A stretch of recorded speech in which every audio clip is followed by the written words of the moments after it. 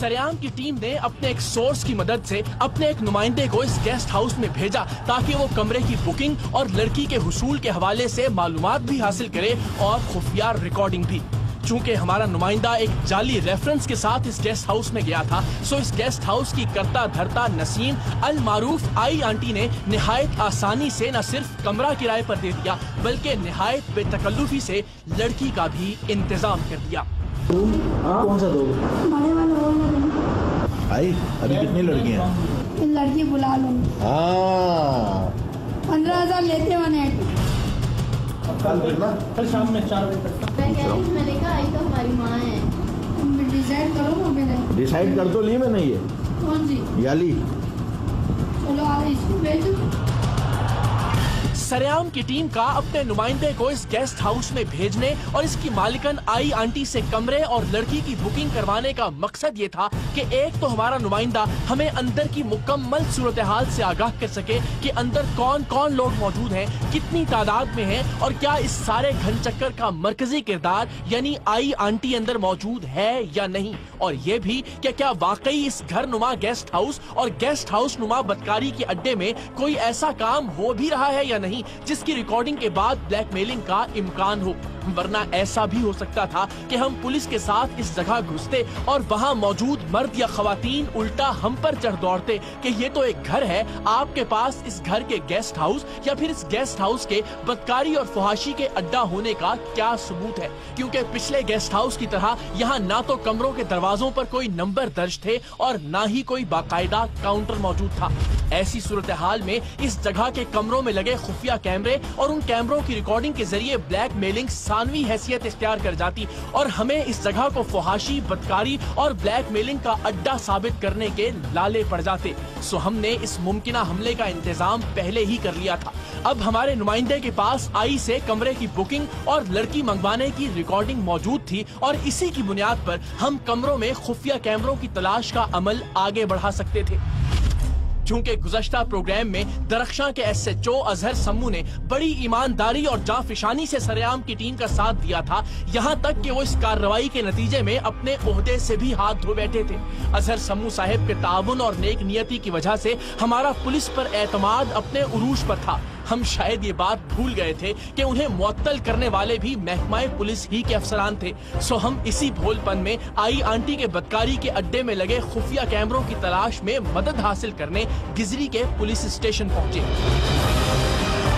Duty officer बड़े इत्तेफाक से मिले, SHO साहब भी बड़ी मोहब्बत से पेश आए, लेकिन इस सब के बावजूद हमने उनसे दरखास्त की कि हम जहां कार्रवाई करने के लिए जाने वाले हैं, अगर आप इजाजत दें तो हम उस मकाम और वहां होने वाले काम को खुफिया रखना चाहेंगे ताकि थाने से कोई इंफॉर्मेशन लीक ना हो और ऐसा ना हो कि हम जहां जा रहे हैं वहां हमारे जाने से पहले ही तालाबंदी हो जाए। लेकिन हमारे फरिश्ते भी नहीं जानते थे कि जैसे ही हमने थाने के अंदर कदम रखा उसी लम्हे थाने से इलाके के तमाम गेस्ट हाउसेज, बदकारी के तमाम अड्डों और तमाम गैर कानूनी धंधे करने वालों को इत्तला कर दी गई कि एक मीडिया टीम आई है, लिहाजा सब होशियार हो जाएं।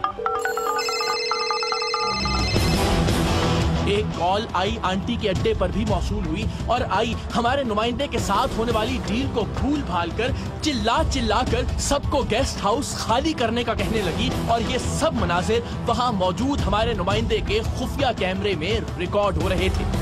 क्या हुआ?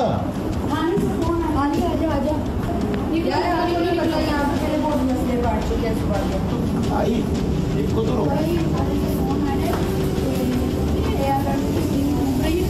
ताला तो मार। इसकी टीम मीडिया की। चोर की दाढ़ी में तिनका। अगर गेस्ट हाउस के अंदर जिस्म फरोशी और जिस्म फरोशी के साथ साथ इस कारोबार की खुफिया रिकॉर्डिंग और उसके बाद ब्लैकमेलिंग का धंधा होता ही नहीं था तो इस अफरा तफरी और भागम दौड़ की क्या जरूरत थी। इसी दौरान एक लड़की ने चिल्लाकर ये भी कहा कि वही आया है जिसने फांटा को पकड़ा था। क्या हुआ? वो कहते हैं जिसने फांटा को पकड़ा वही आ रहे हैं यहाँ पे। निकलने लगी है ना। फांटा उस गेस्ट हाउस के मैनेजर का निकनेम था जहां से सरेआम की टीम ने गुज़श्ता हफ्ते खुफिया कैमरे बरामद किए थे। मतलब इन्हें अच्छी तरह पता था कि कार्रवाई गेस्ट हाउसेज या किसी भी और चीज के खिलाफ नहीं बल्कि कमरों में लगे खुफिया कैमरों के खिलाफ हो रही है, जिनकी रिकॉर्डिंग से वहां ठहरने वाले जोड़ों को ब्लैकमेल किया जाता है।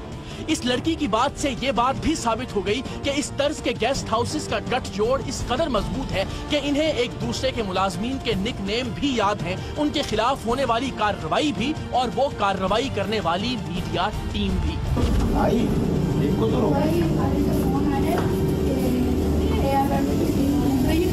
ताला तो मार। किसकी टीम? मीडिया की। भाई क्या हुआ है? वो कहते हैं जिसने फांटा को पकड़ा वही आ रहे हैं यहाँ पे। निकलने लगे हैं ना, आज ऐसे ही आ जाए। चल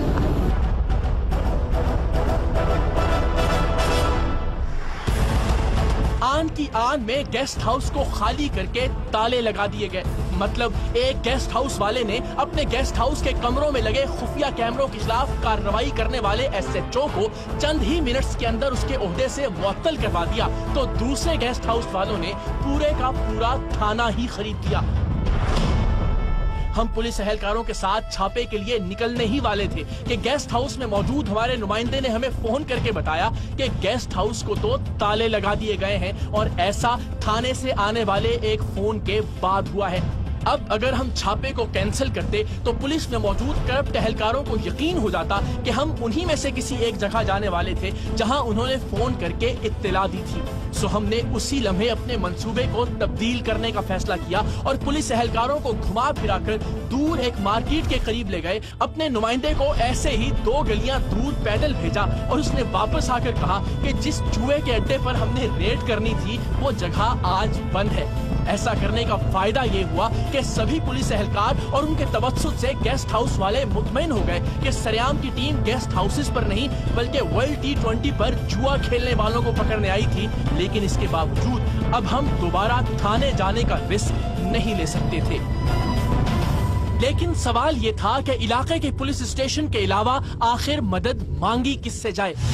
अंदर खवातीन और औरतें मौजूद थीं। कानून नाफिज करने वाले इदारे के बगैर अंदर जाना मुनासिब नहीं था और कोई भी इदारा और कोई भी एजेंसी सरेआम की टीम का साथ देने को तैयार नहीं थी। हम जिसे भी बताते कि हमने डिफेंस के गेस्ट हाउस पर रेड करनी है, उन्हें शायद मुअत्तल होने वाला SHO याद आ जाता और वो हाथ बांधकर माजरत कर लेते। इसी कश्मकश में हमें चंद खैर खाहों ने मशवरा दिया कि DIG साउथ डॉक्टर जमील भले आदमी हैं, आप उनसे मुलाकात करें।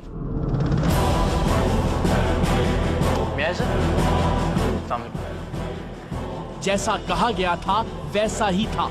DIG साउथ डॉक्टर जमील ने राबिता करने पर न सिर्फ उसी वक्त सरेआम की टीम को बुलाया बल्कि अपने ही जोन के एक दूसरे पुलिस स्टेशन की पुलिस और खवातीन एहलकार इस अंदाज से इस रेड के लिए डिप्यूट किए कि किसी को कानो कान खबर न हो कि हम क्या करने जा रहे हैं और किस इलाके।